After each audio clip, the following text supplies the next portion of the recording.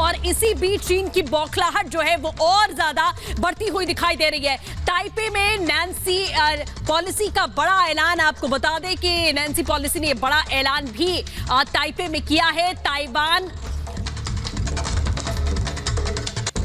Taiwan आएंगे और अमेरिकी नेता, ये नैन्सी पेलोसी की तरफ से साफ तौर पर कहा गया है कि और भी नेता जो है वो ताइवान का रुख करेंगे। सीधे तौर पर इसकी बड़ी वजह देखी जा रही है कि ताइवान और चीन के बीच की ये तनातनी, और इसी बीच आप ये देख रहे हैं कि चीन किस तरीके से बौखलाया हुआ है, तोपों को तैनात किया, युद्धाभ्यास लगातार जारी रहा, और इसी बीच में नैन्सी पेलोसी की तरफ से ये बड़ा ऐलान किया गया कि अमेरिका के और भी नेता पहुंचेंगे।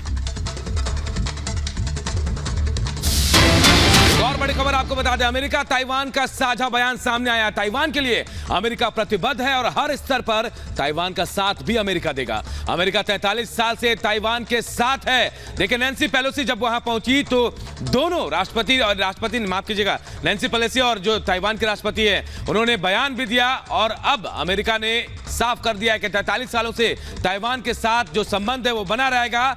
हर मौके पर ताइवान का अमेरिका साथ भी देने वाला है। साझा बयान अमेरिका ताइवान का सामने आया है, एक बड़ी कूटनीतिक हम कह सकते हैं, क्योंकि नैन्सी पेलोसी तमाम विरोधों के बावजूद जो है वो ताइवान पहुंचती है और चीन बौखलाया हुआ है। चीन ने युद्धाभ्यास भी शुरू कर दिया, लेकिन इन सब से अलग देखिए, इन सब से अलग दोनों ने साझा बयान जारी किया और कहा कि एक दूसरे का साथ देते रहेंगे।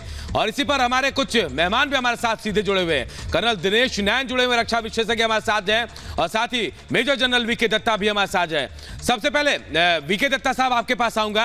आपको क्या लगता है सर, अगर युद्ध होगा क्या होगा फिर आगे? देखिए, ऐसा है कि जो रशिया और यूक्रेन को देखने के बाद जो इनको लेसन मिले होंगे, मेरे को एकदम उम्मीद नहीं है कि चाइना कोई एग्रेसिव एक्शन लेगा ताइवान के बरखिलाफ, क्योंकि ताइवान के ऊपर कोई भी कार्रवाई करने के लिए चीन को समुद्री रास्ता तो अख्तियार करना ही पड़ेगा। वो मिसाइल लॉन्च कर लेगा, अगर कुछ तबाही करना चाहे कर लेगा, एयर अटैक करेगा, लेकिन अगर कब्जा करना चाहता है तो उसको बूट्स ऑन ग्राउंड डालने पड़ेंगे, जिसके लिए उसकी ट्रुप्स को फिजिकली उस आइलैंड टेरिटरी में पहुंचना पड़ेगा। इसलिए ताइवान के ऊपर कब्जा करने के लिए चाइना के पास इतनी ताकत होनी चाहिए कि ताइवान को चारों तरफ से वो आइसोलेट कर पाए, उसको सर्कल कर पाए, लेकिन अमेरिका इसको होने नहीं देगा। अमेरिका के जो नेवल एसेट्स हैं उन्होंने ऑलरेडी डिप्लॉय किए हैं, चाहे वो फिलीपींस में हो, चाहे जापान में हो, चाहे वो साउथ चाइना सी में हो। तो इतना आसान काम नहीं है कि चाइना ताइवान को हड़प ले। दूसरा जो हमें देखने को मिला कि जो रूस और यूक्रेन की लड़ाई में शोल्डर फायर्ड मिसाइल वो इतनी तबाही कर सकती हैं, चाइना के जो एयरक्राफ्ट हैं, उनके जो दूसरे सिस्टम्स हैं, वो इतनी आसानी से कोई बड़ा नुकसान नहीं कर पाएंगे ताइवान का। ये जरूर है कि एक बड़ा मुल्क है, ताइवान छोटा है, एक आइलैंड टेरिटरी है, लेकिन वो एक आजाद मुल्क है। बिल्कुल दत्ता साहब, जैसा आपने कहा कि आजाद मुल्क है, लेकिन यहीं पर सारी बातें आकर थम जाती हैं, क्योंकि चीन नहीं मानता कि वो आजाद मुल्क है।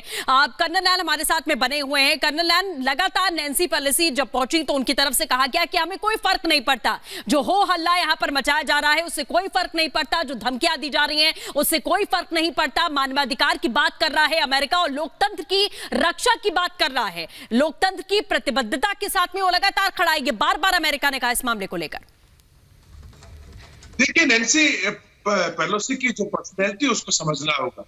1989 के अंदर जब थिएननमेन स्क्वायर के अंदर चाइना में प्रोटेस्ट हुआ और जो वहां मैसेकर किया गया स्टूडेंट्स के साथ में, उसके खिलाफ 1991 के अंदर यही स्पीकर थे जो थिएननमेन स्क्वायर चाइना के मना करने के बावजूद गई, साथ में 2 डिप्लोमेट जोन थे, और यही नहीं, और थिएननमेन स्क्वायर पे जाके एक पूरा बैनर लगा के आए चाइना के खिलाफ, उसकी एक्शंस के खिलाफ। तो इनके जो दृढ़ता है, जो इनकी जो जिस टाइप की जिद्दी ये है नैन्सी पेलोसी, इससे तो बात साफ है कि इनका ताइवान दौरे पर किसी हालत में नहीं टलना था। हाँ, सिर्फ ये बताना नहीं चाह रहे थे कि किस पर्टिकुलर टाइम पे ताइवान पहुंचेंगे, बिकॉज जो वेस्टर्न मीडिया के अंदर से खबरें आ रही थी कि नैन्सी पेलोसी के जहाज के वहां से एयरक्राफ्ट के ताइवान पहुंचने से पहले अमेरिका ने एक बफर जोन एयर स्पेस का तैयार किया था जब ये मलेशिया से उड़ी, और उसके तहत जब पूरी सिक्योरिटी हो गई तो उन्होंने उसको डिक्लेयर किया कि वो आ रही। रही बात आज के जो प्रेस कॉन्फ्रेंस के अंदर नैन्सी पेलोसी ने कुछ वक्तव्य दिए हैं। सबसे पहले उन्होंने कहा कि मेरे आने पे इतना हंगामा क्यों? उससे पहले भी तो यहाँ पे अधिकारी आते रहे, 1979 के अंदर भी स्पीकर आए थे, उसके बाद में 1999 में खुद आई थी, अर्थक्वेक के टाइम पे खुद आई थी यहाँ पे, तो इतना हंगामा क्यों? और अगर हंगामा चीन करना चाहता है तो इससे अमेरिका को कोई फर्क नहीं पड़ता। यानी वो साफ कह रही है कि इस तरीके के खिसियाने खंबा नोचते रहे तो उससे कोई हल नहीं होगा। जहां तक सवाल है, जैसे दत्ता ने बताया, अमेरिका की जो फोर्सेस है वो पूरी तैनात है, फिलीपींस से लेकर के साउथ चाइना सी से लेके आपके जो ताइवान का जो ईस्टर्न कोस्ट है वहां पे 4 एडवांस शिप खड़े हुए हैं, वहां से लेके हर जगह पे तैनाती है, और चाइना भी अच्छी तरह से जानता है। लेकिन प्रॉब्लम ये है शी जिनपिंग की कि इस साल में इलेक्शन है और उनकी इच्छा है कि वो जिंदगी भर के लिए प्रेसिडेंट बन जाए, तो ये होगा कैसे? इसीलिए कल से आपने देखा वो फुजियान प्रोविंस है, वहां पे एक के बाद एक ट्रेन के ऊपर ड्रामा किया जा रहा है पूरे टैंक को मूव करके। उसके अलावा वहां पे S-22 एयर डिफेंस सिस्टम को मूव कर दिया गया, T-5 D-16 तो इनकी मिसाइल्स है या हाइपरसोनिक मिसाइल्स है, उनको अनाउंस किया कि बिल्कुल तैनात खड़ी है। हमारे तो J-16 एयरक्राफ्ट बिल्कुल तैनात खड़े बिल्कुल। हैं।